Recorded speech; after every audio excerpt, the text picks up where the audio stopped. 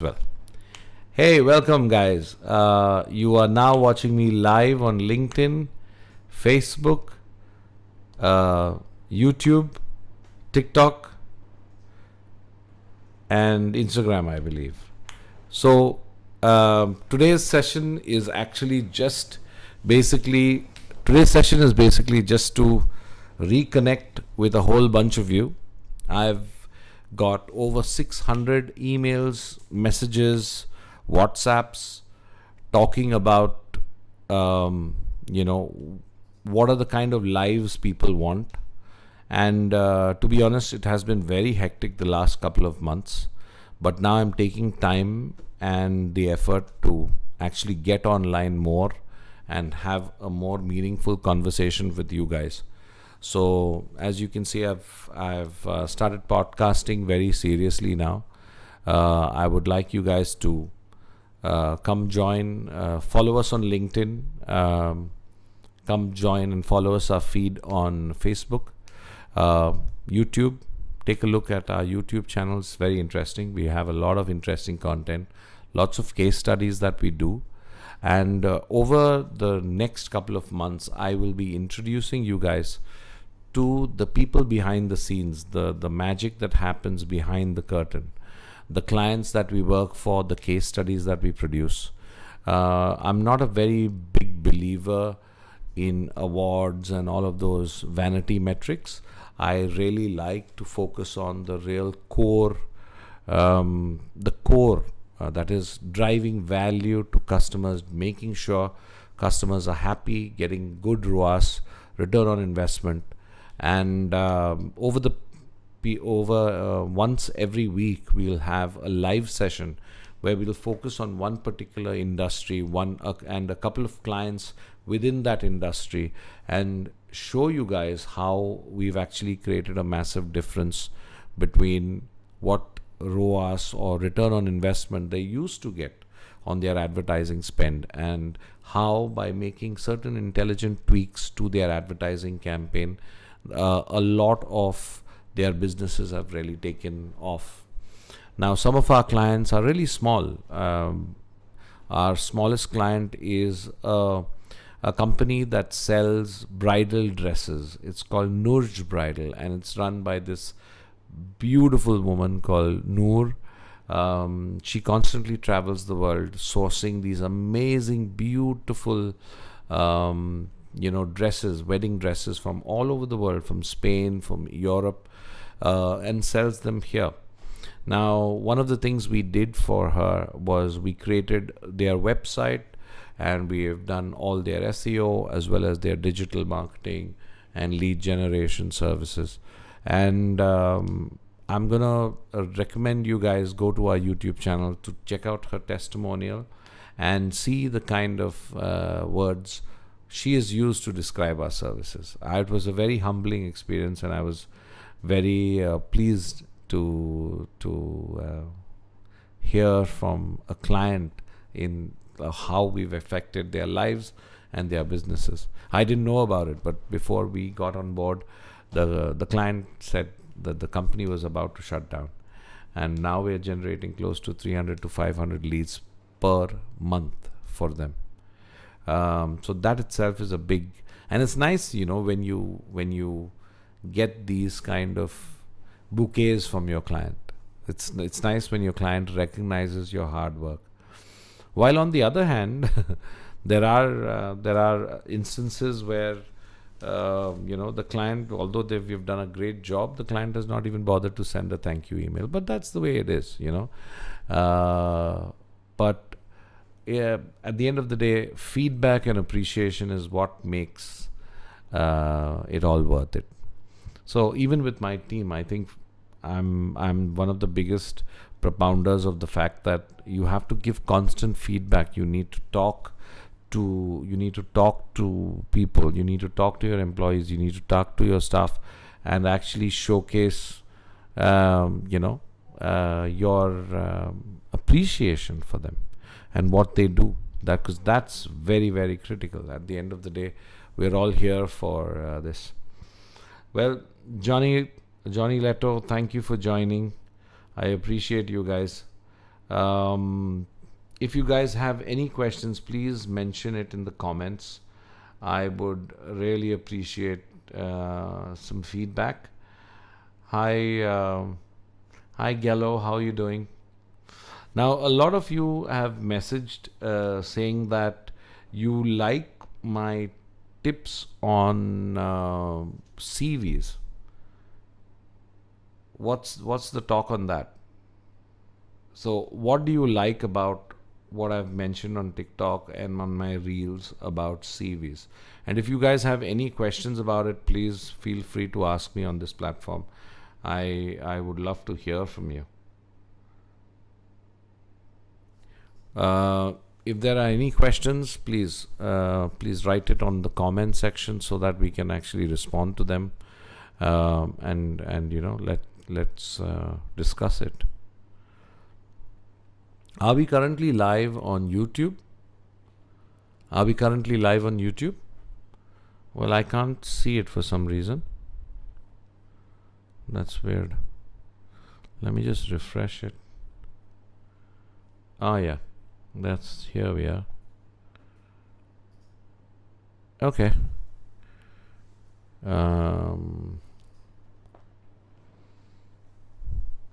Okay. If you guys, we've got 2 people watching right now. But if you guys have any questions, please message me on the comments, and I'm happy to respond. And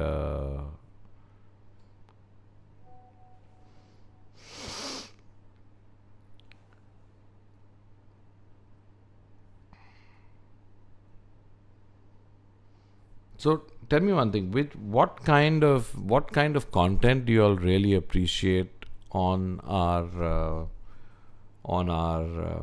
when we have our feeds and stuff like that? What is the kind of things that you like to hear? Because see, I mean, at the end of the day, I trust me, I can go and talk for hours, but finally it boils down to the fact that what do you guys want to hear, number one, and what I am able, what kind of stuff I can able to give you. So that's a very important thing which I need to understand. And if you guys can help me with that, that's nothing better than that. Hey Adnan, how are you doing? Hey Johnny Leto, how are you doing? Let me see who are my top viewers. So how many people are on it? Guys, just put up your hands, no? If you can wait 1 second. We've got, okay, wait a minute, here we go. Anybody there, people?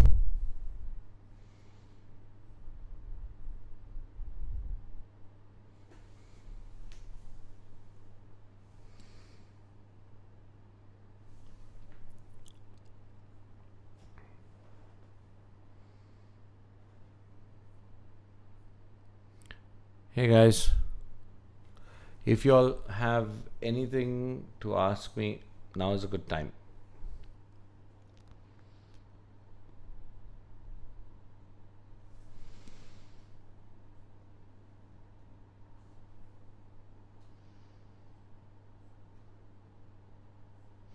I see a lot of people who are live.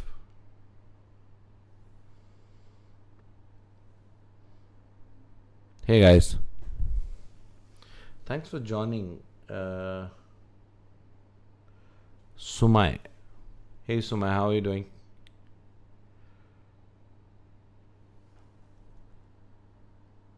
Hi D, how are you doing? Thank you for watching. We've got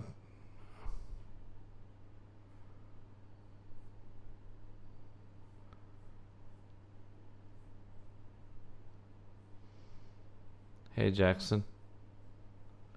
Hey Jasoon. How can I help?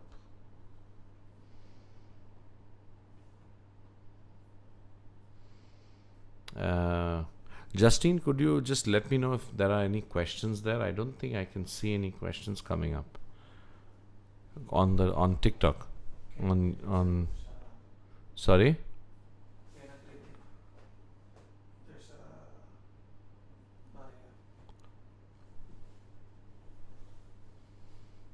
You can't check it?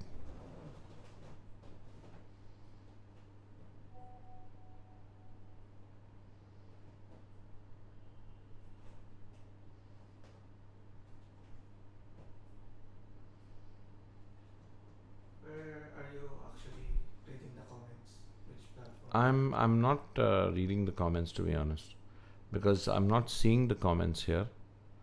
But we've got, hey guys, thanks for joining my live. Appreciate it. So let's talk about something that we've all got on our minds. Let's talk about the job situation in Dubai. As you know, we are in the midst of a massive recession. The US has started the entire flow as usual. They were the cause of one of the biggest recessions in the world, 2008, and it's happening all over again. The US is officially in recession, and that effect is being felt across the world. Now, hi guys. The thing is, one question I constantly get is, even in the recession, there are still jobs out there. It's not like there are not jobs out there. And the only reason you guys are not being able to access those jobs is that you are not visible. You're completely incognito. You are completely invisible. Now, what do I mean when I say you are invisible? Now, remember, Prism is hiring. Now, I'll give you a real stat. This is really, really cool stat. For every job that we've actually published, we've had more than 1,000 applicants. 1,000 applications for one job. That means there are 1,000 people out there that are competing for this one role. Now, if you are one of those 1,000, how do you ensure that your CV actually stands out from the rest? That's number one. Your CV gets picked up by the algorithms that run LinkedIn and run all the other, Monster Gulf, Naukri.com and stuff like that. Now, I remember back in the day when I was a young kid looking for a job, there was nothing like this. What we used to do is literally fax our CVs across to people in the hope that somebody would bite. But even in those days, what really worked is that if someone knew you and knew about your skills and they spoke to someone, word of mouth, we are humans, people. So word of mouth works better than anything else. So if you are looking for a job, your first attention to detail needs to be your word of mouth. And how is your word of mouth going to be effective for you? Remember the saying, your network defines your net worth. I'll repeat, your network defines your net worth. That means today, as of today, what is the best networking platform you have online that you can network apart from social, which is Facebook and Instagram and all of that? The best professional networking platform out there currently is LinkedIn. So it so depends on how you interact with people on LinkedIn. People, I mean your peers, people in your industry, people who work within the communes of your industry, within the circles that your competitors or your company's competitors are working in. maybe they are somebody else's employee, but maybe they know somebody is looking. So it's very important to be very active on LinkedIn. And when I say active on LinkedIn, I don't mean spamming people, because if you're planning to actually spam people, that's it. I mean, you've lost your this. But what I mean is actually create value and share items of value that you find very, very personable, that you find of value to you.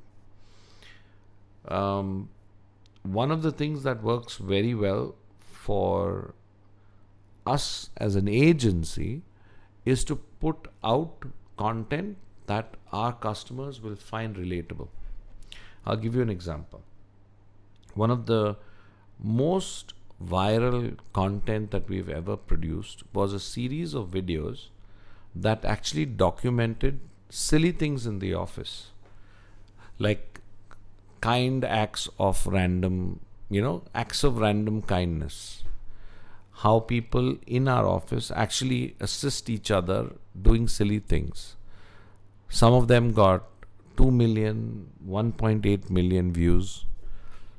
And all of these ones actually took us by surprise, and we were very surprised as to why we were getting these kind of views on TikTok and not on Instagram. And then we started replicating the strategy of TikTok on Instagram, and our Instagram is booming at I think it's going at 78%.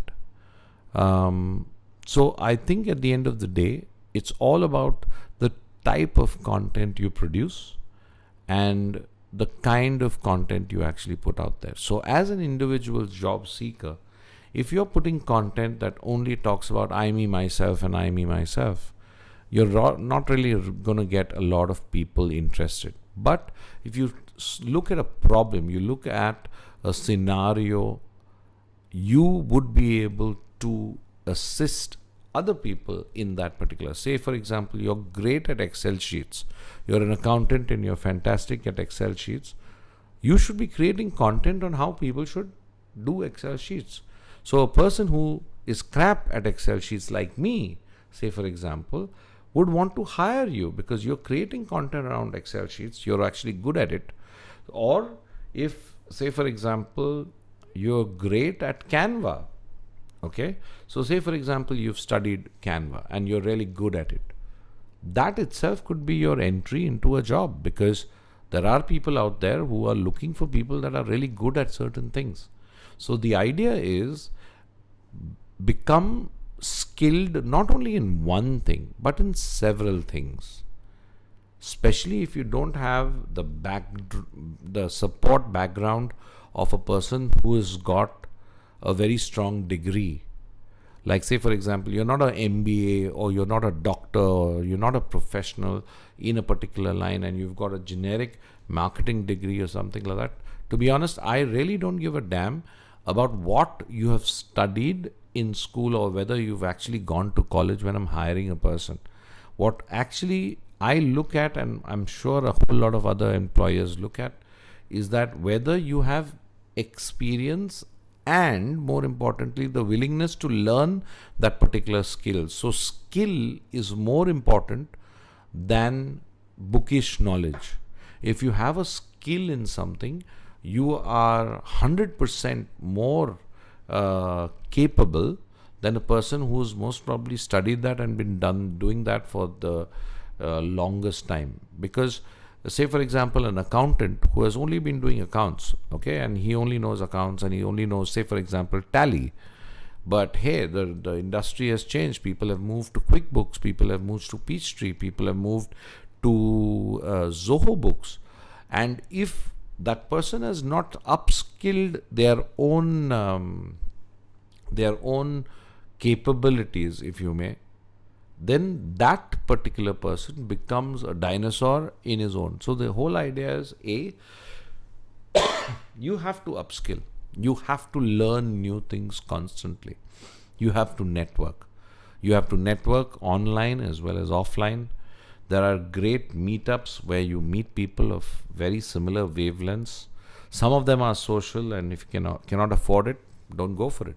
but some of them are completely free. There are networking institutions like BNI and stuff like that, which is fantastic for networking.